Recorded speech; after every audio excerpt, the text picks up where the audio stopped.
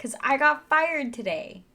So my supervisor, I'm in the middle of talking with my coworkers about something that has to do with like actual work. And she stops me and she's like, "Hey, can I come pull you out for a sec?"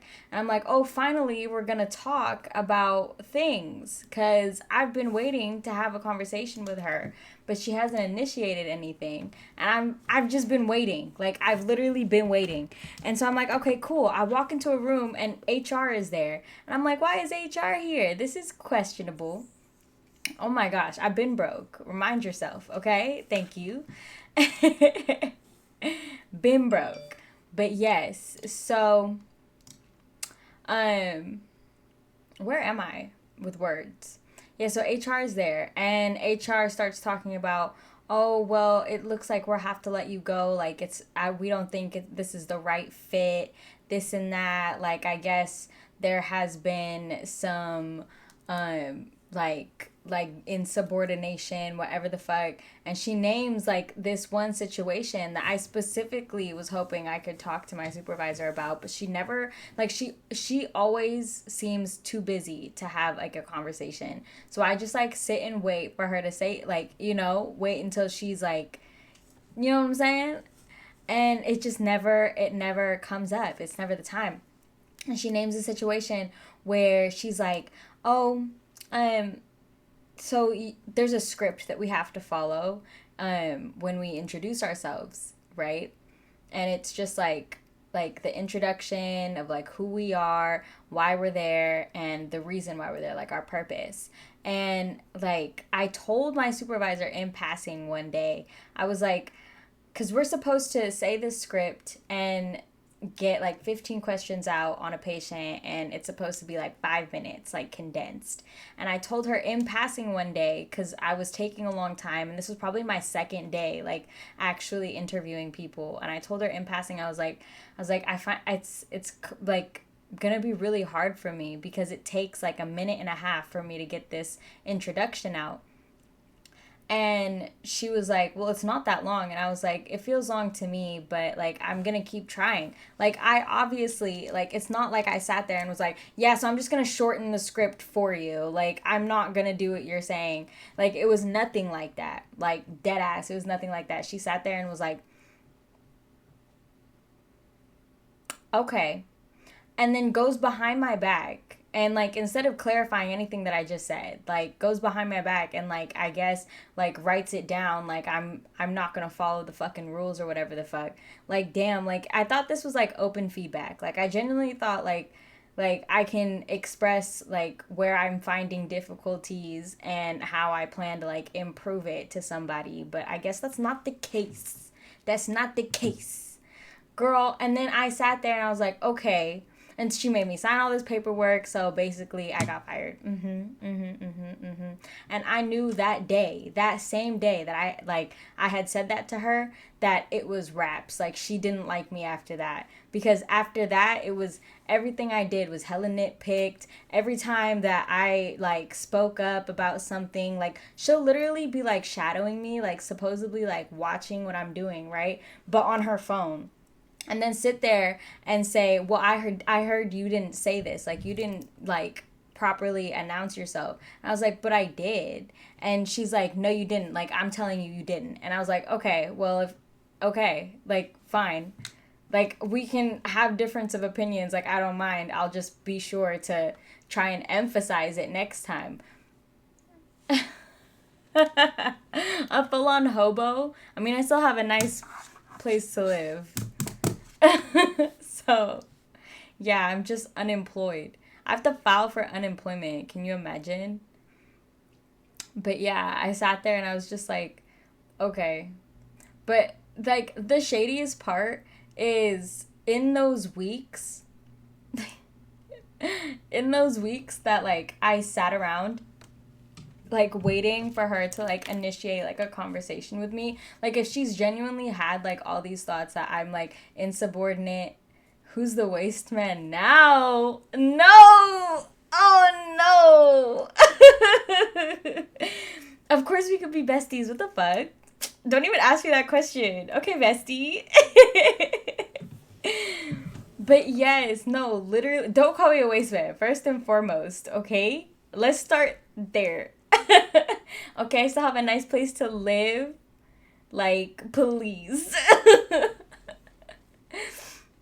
But like I graduate from my phlebotomy program on the 10th. Like I have this week and next week are like my last weeks in school, and then I graduate, and after that, like, what I've been told is like I'm gonna have my license in about 2 weeks after I take my exam, like after I take my test, and my test is on the 10th. So I think I'll have my like everything completed by like March and stuff, and I have just enough money, literally just enough to last me through the month, like for all of my bills.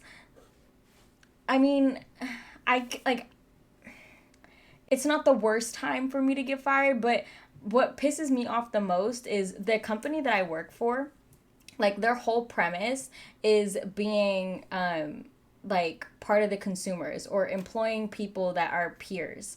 So what they mean by that is like we're helping people that have mental health issues, and they find it really important to employ people that they call peers, and peers are people that also have lived experience. So like they also have their own mental health issues, or they've had family that has mental health issues, whatever the case may be. And I don't know if you're new to the stream, hello, but I am like mentally challenged. Okay, well, let's take it a step back. Like, maybe not like mentally challenged, but I do have mental health issues, and I've struggled with them for a very long time, for about like 14 years now.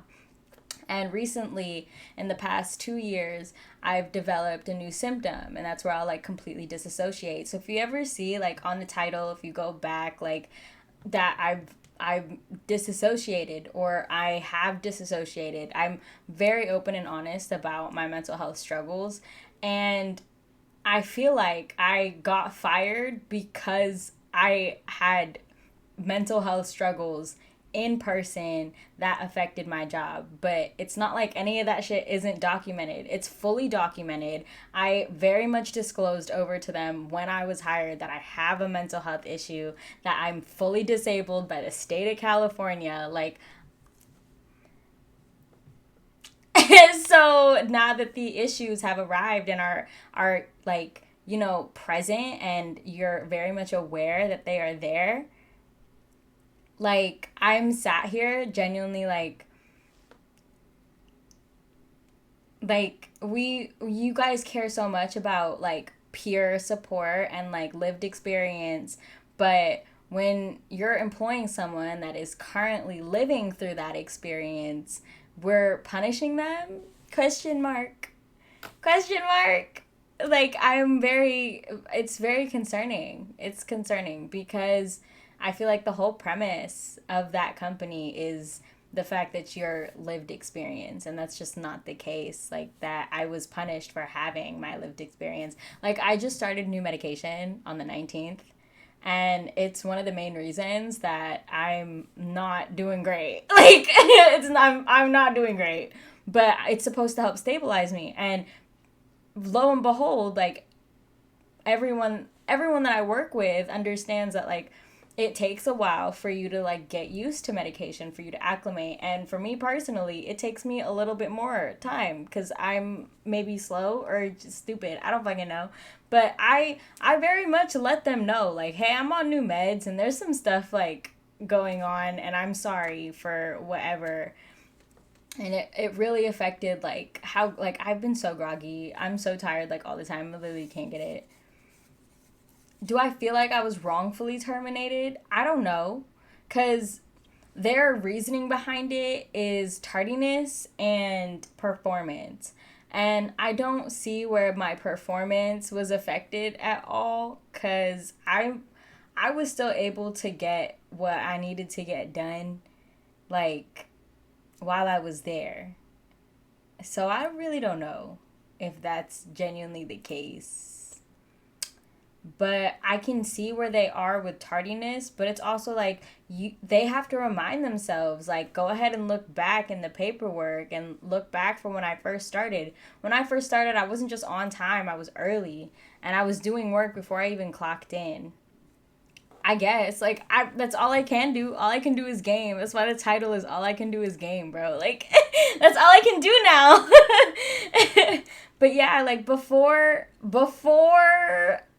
like anything, before I even started this medication, like, I was on time, and like I was doing what I needed to do. And then I had a really bad episode, and then I communicated it, and then I finally told them my diagnosis, and I felt like I was getting treated different because I told them my diagnosis. Like, I feel like I shouldn't have said anything to her, because the moment I had spoken to her about that, I was getting looked all types of different directions. She was treating me hella weird. She wasn't talking to me. I feel like she would always text me and be like, we can discuss this later, and then never discuss anything with me. Hello? Confused. And like, you're in the leadership position. Like, if you're the leader, then you should lead and like make an effort to have that discussion if it's something that you want to discuss.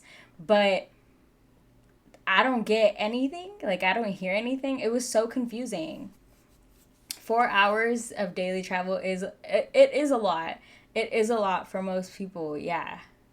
But like, before I was working this job, I was a caregiver all the way out in El Dorado, and that's 2.5. So I was commuting almost to like 5 hours a day for 5 days a week.